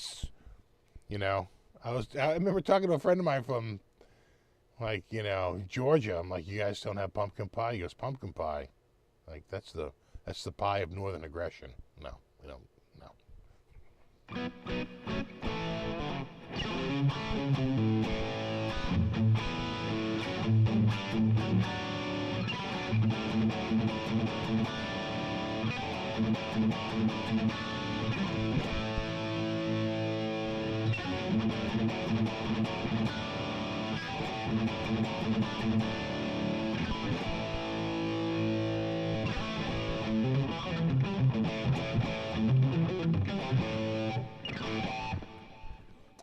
Yeah, Boston. You do Boston cream pie. They make a Boston cream pie bundt cake at Costco that looks amazing, and it's pretty good, but we decided they were just sort of okay. You know, sometimes Costco gets these desserts. What I really wanted, but they didn't have them, is they make these little lemon cakes. Holy crap. Oh my God, they're these tiny little cupcakes with this big lemon ganache on the top, and they're simple and light and refreshing, and they use like a nice lemon zest, so it's got a strong lemon flavor, and you're like, these freaking little, and they're small, so you find you're eating, like, you're on your third one, you're like, whoa, what am I doing here? Those are really good, but they don't have them. They're out. And then the other thing they do is they do a similar thing, but it's actually even a little smaller, and it's a brownie. It's very fudgy. They call them like little brownie bites. So between the brownie bites, you know, and the lemon cake, they're out. Didn't have them. So that's when we went to the pecan pie. Yeah, it was a Boston cream pie bundt cake. So in the middle of the bundt cake was like the cream, and then it was like the sponge, and then they had like the ganache on the top. And we agreed that the ganache was delicious, and the sponge was pretty good, but the filling was major disappointment. What was the music store? Norfolk County Music? In Norfolk County?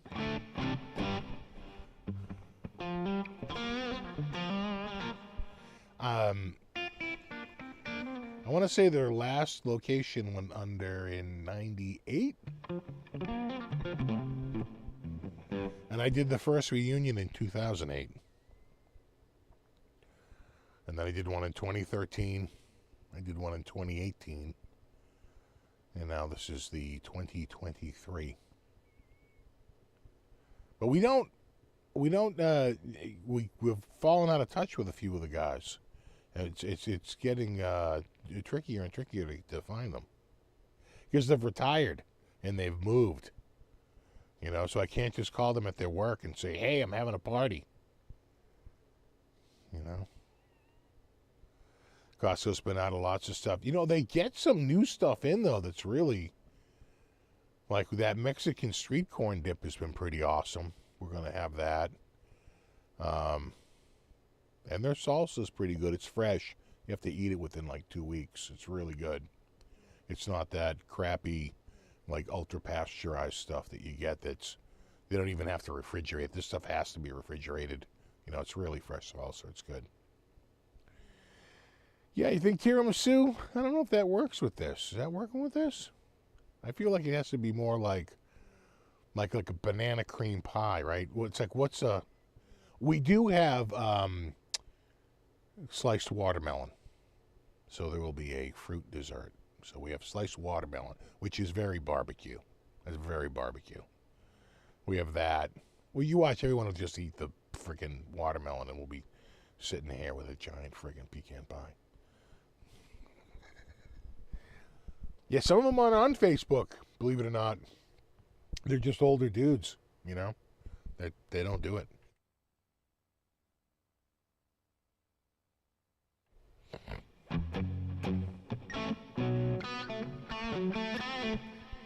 Oh yeah, you'll get some. You'll get some next week. Well, fun had by all. Read the headline. Have a good time.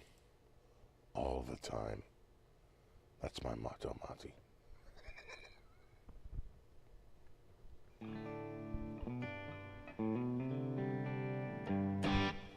Yeah, no, these guys, you know, they're all 20 years older than me, and I'm in my 50s. They're all 10 to 15 years older, at least. There was a time when I was there and I was 19, you know, and they make references to some show in the 60s. I'm like, I have no idea what you're talking about. I was 3 in 69. I have no idea what you're talking about. They'd be like, oh my God, I feel so old. I'm like, oh yeah? Give it a minute.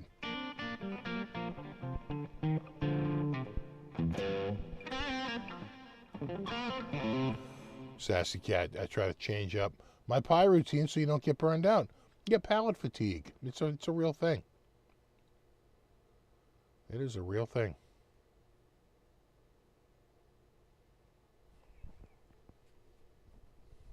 I think that's what gets the competitive eaters more than anything.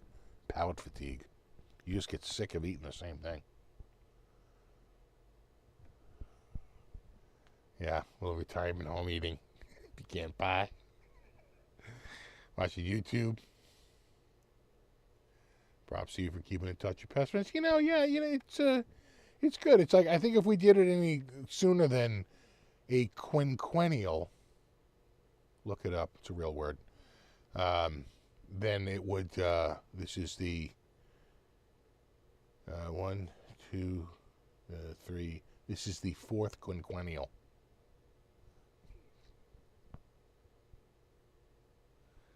The first one, we were packed. We had a lot of the old teachers.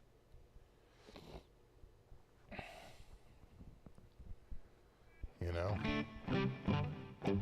Yeah, a little bocce ball. Now you're thinking. Little lawn darts. My eye!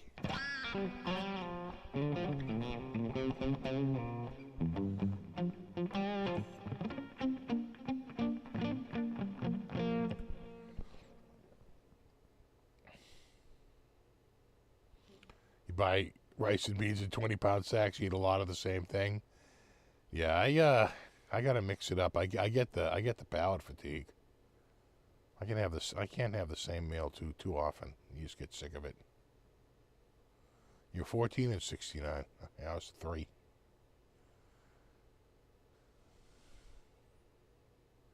A pie eating contest. You know what would be good? Maybe I'll get some of my real thick picks. We'll do a jumbo pick contest. We'll see, like, how big can you go? Start handing them 36 millimeter picks.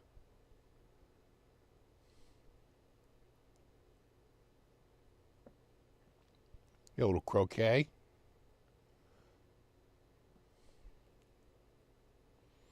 Yeah, Norfolk County here in Suffolk County. That's where I grew up. I grew up in Suffolk County. Hyde Park, West Roxbury, Rosendale. You know.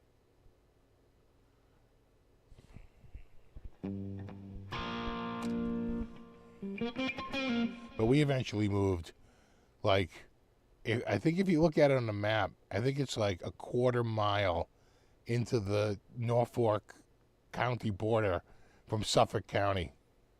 I'd have to look at it. Maybe it's a half mile.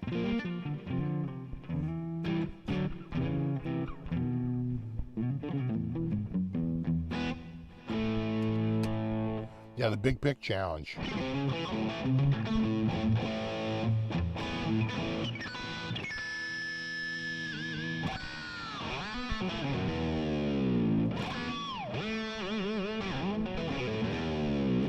It's funny because what is Norfolk County used to be just one town, Dedham. Dedham was one of the oldest towns established. We had our 350th in 85, so that's what, 1635? Yeah, because the Fairbanks house is 1636, right? And that's the oldest standing frame house in America. So it's, it pretty much used to extend from what is a lot of Boston now, all the way down to Rhode Island. Then it got sort of broken into like Norfolk County, but then Suffolk County annexed pretty much everything past Mass Ave. Think about that. So the city Norfolk County ended at Roxbury. And then anything before that, Jamaica Plain, Roslindale, Hyde Park, West Roxbury, that was all part of Norfolk County, got annexed by Suffolk County. But they couldn't take away Brookline because Brookline was too nice. And Norfolk County was not giving up Brookline. So if you look on a map, there's Suffolk County, then this like little patch inside of Suffolk County of Norfolk County, which is just like, that's where the owner of the Red Sox lives, right? John Henry lives in Brookline. That's where Kraft has a house. He's got a house in Brookline.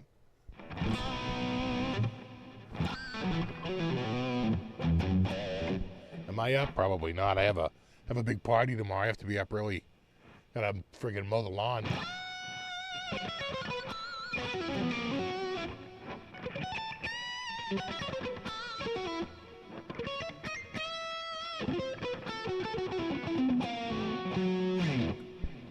Da-da-da-do.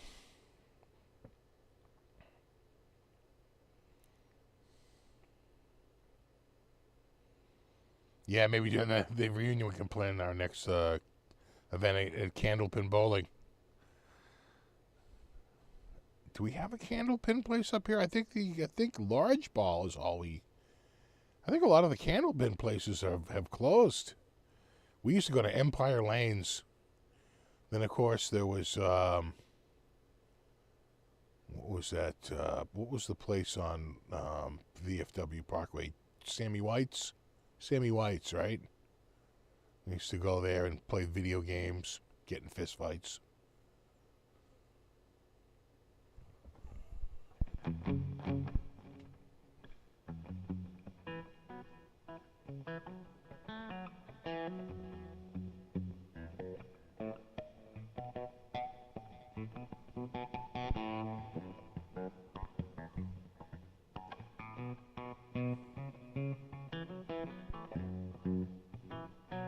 Yeah, Candlepin is replaced with pickleball. That seems to be a thing now. There's been a lot of complaints because the pickleball is so freaking loud that people that live next to courts that have been converted for pickleball are pretty upset. Speaker says, yeah, Sammy White's. Yeah, Sammy White's. That wasn't Candlepin, though. Sammy White's was big ball, right? I'm pretty sure they were large ball. It's my shreddiest guitar? Hard to say. Yeah, so what's the criteria?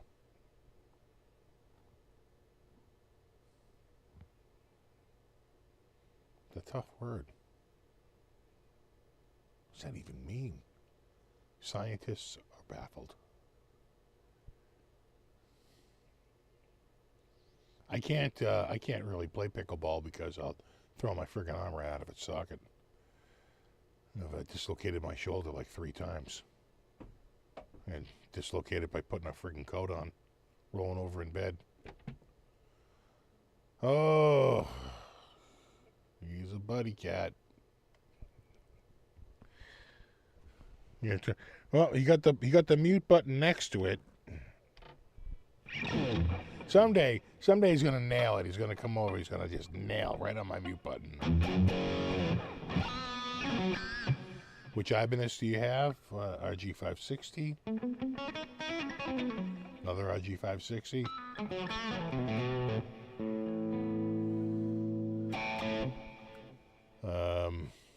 I got a J Custom, 2011. What else? For Ibby. I got an S series around there somewhere.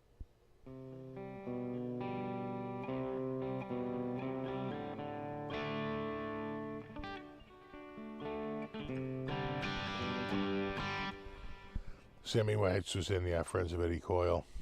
Yeah. Well, Dedham is an interesting town because half of it's really broken into 2 towns by Route 1.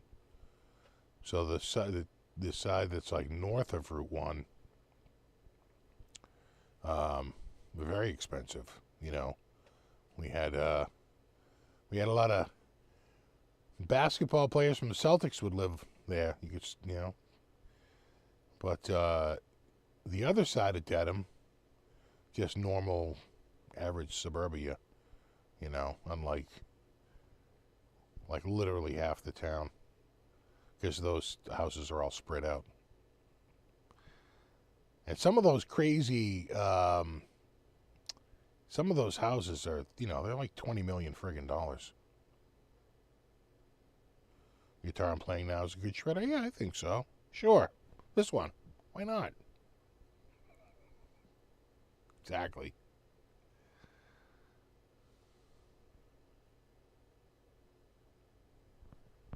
I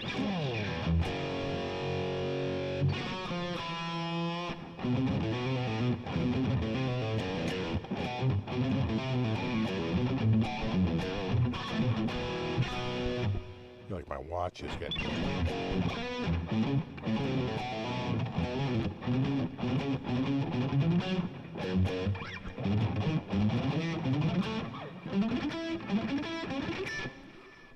Yeah, and the other is the Endicott house, yeah. Up around there. It's pretty nice, but not quite as nice as that other part. Other than that one giant house. And trust me, houses around it. That area is full of big houses, without a doubt.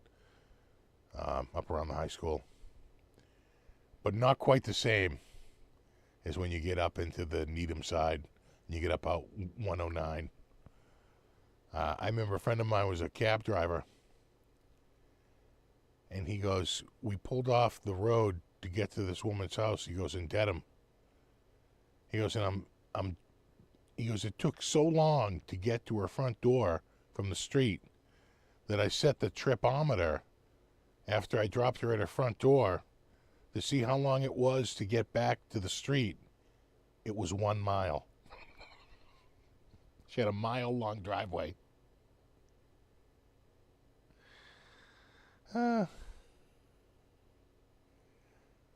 Yeah, MIT owns that Endicott house out there on, is it Dedham Street? Right? Because that's the part that's in, or is it Needham Street? Or High Street?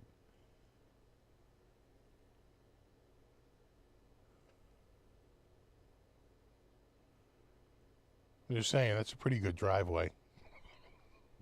If you can afford it. There's this other house over there where this guy built this crazy tower. And the town didn't make him take it down. That house was up for sale. And they showed the tower. And if you climbed up to the top of the tower, I forget if you could see, you could certainly see the whole city, but I forget if you could see like all the way to the ocean. It was like pretty incredible. It was something like a 45-foot tower. It was up there.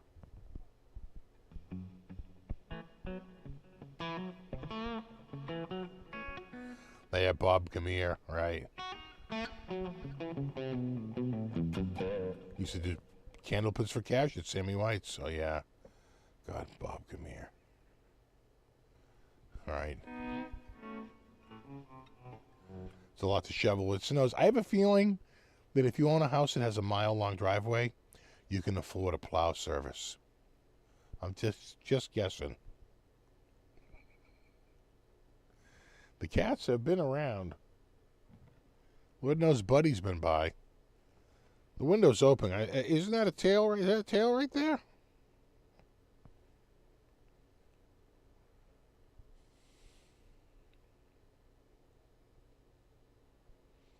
But again, I didn't live in that part.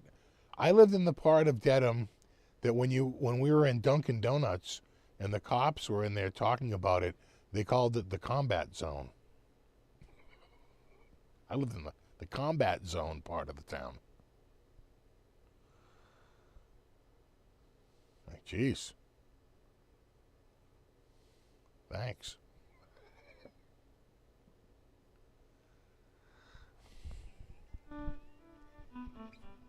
Is Buddy under the couch? Is he under there?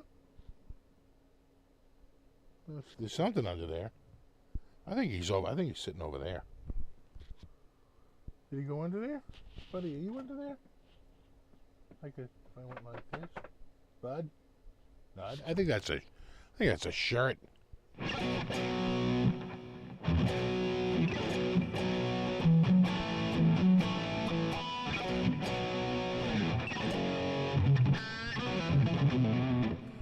Yeah, no, that nice part of town was the part that abutted another town that had $1 million houses. I lived in the part of town that abutted Boston. It wasn't quite the same. It was a precipitous fall.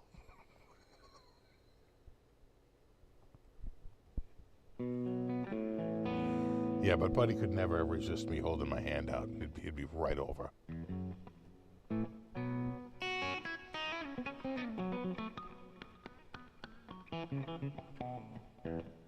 Yeah, all the places. Think about it, Speaker. All the places on the edge of town were kind of the shittiest, right? East Dedham, the Manor, and Riverdale, right? And then sort of like more of like the central places, like around the high school, or like around the square, right? Those are all the much nicer ones. Like right, relatively speaking. Oh, Green Lodge has always been fine, but that always felt so disconnected from the rest of. You know what I'm saying? But it's like one thing to be like on one side of like Sprague Street versus the other, right? The inner part is very different than the outer.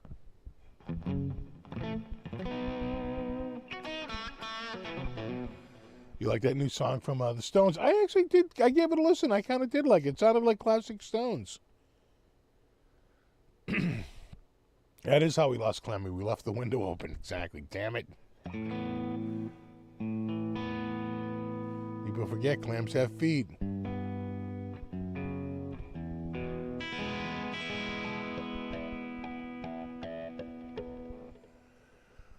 See if you have any thoughts or experience with the vintage brand guitars. You know, I'm pretty sure, don't confuse it with Vantage, right? Those are two completely different brands. But vintage, I want to say, aren't they like a budget style?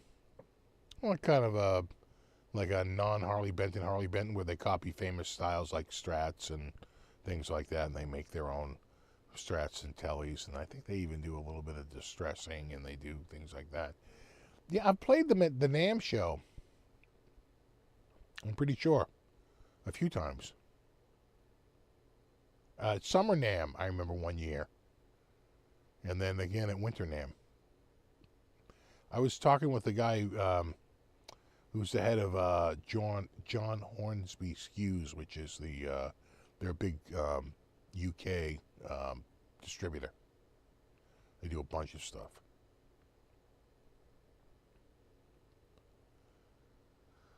See your early question if THU has micro pitch. You know, I've never looked. Smack my bitch up.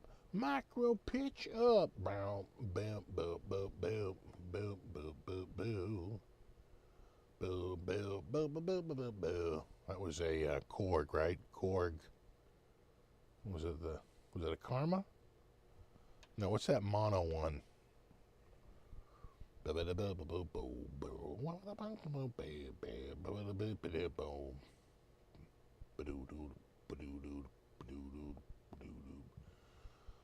Alright, that's all distortions, ensembles, choruses, delays. We're looking for microtuner. Microtune is the correct answer. Nothing so far. We're in the EQs, flangers, phasers. Oh, yeah. They have one called micro pitch. It's under pitch shifters, which makes sense. There's a harmonizer. Yeah. There's like harmonizer, octaver, different octaver, pitch shifter, micro pitch, and a whammy, which is a whammy.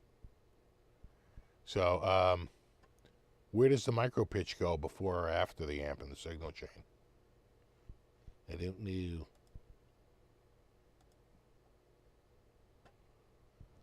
Where would you put a micro pitch?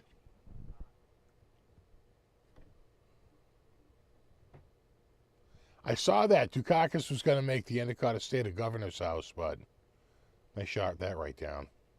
He goes before the amp? All right. Let me see here.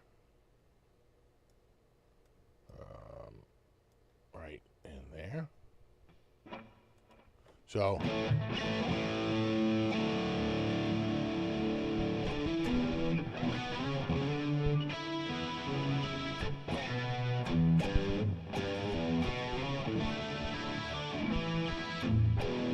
that's on. That's off.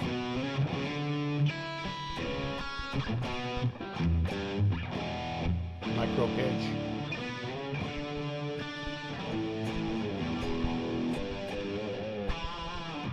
Sounds like a dimension pedal to me. Thanks, SFB.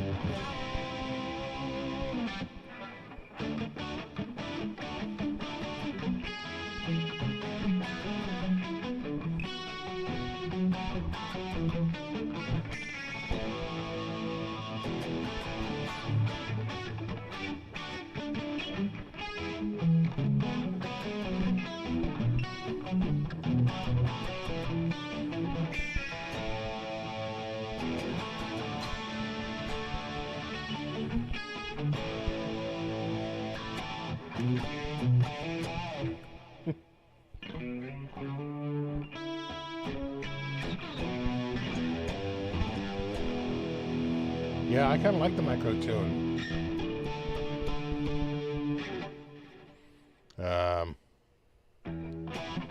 I feel like it's later Van Halen though.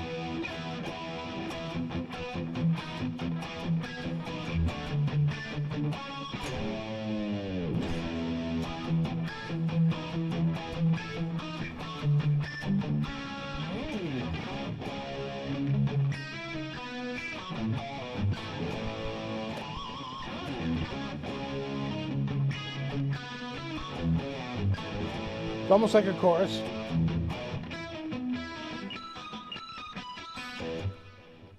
You know, when I have a chorus on, I wonder if this will...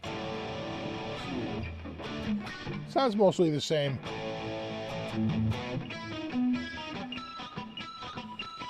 I told you that chorus is barely on, but it's probably causing a little...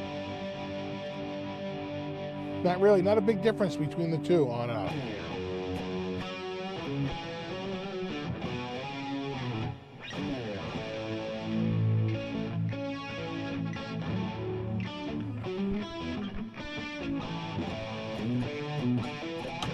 Oh! Broken stringola. That's it, send it back. Oh my God, it's 8:59 p.m.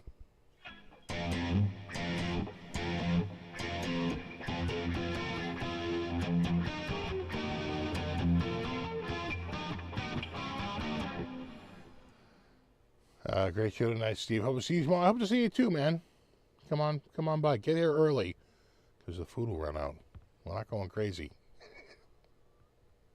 Yeah, it's a shame chord. There you go. All right. I think we're calling it a night. I think it's officially over. The string is spoken. There you go. Exactly. Where's my tech? Oh, he's back there. Just laying down again. All right, dudes. Super thanks for everyone for hanging out. Super special extra thanks to anyone who contributed. I always appreciate that. And, of course, Brofist to my mod squad. Hashtag Brofist. Hashtag mod squad.